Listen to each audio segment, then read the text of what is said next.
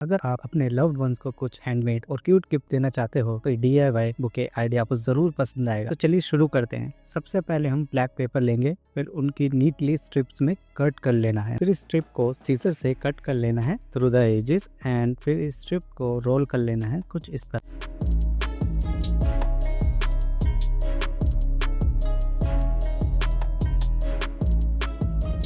अब same process हम yellow strip के साथ करेंगे। कट करने के बाद इन येलो स्ट्रिप्स को ब्लैक रोल के ऊपर अटैच कर देना है। दोनों लेयर को चिपकाने के बाद एक beautiful dual tone flower shape दिखने लगेगा।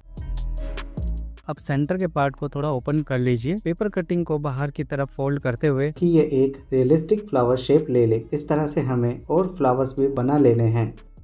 अब हम लेंगे एक ब्राउन पेपर शीट और उसका कोन शेप बना लेंगे जैसे बुके रैपिंग में होता है। कोन के बीच में थोड़ा टिश्यू पेपर लगा देना है, फ्लावर्स अच्छे से स्टिक हो जाए। अब एक एक फ्लावर को टिश्यू के ऊपर पेस्ट करते चलो जब तक पूरा कोन फिल ना हो जाए।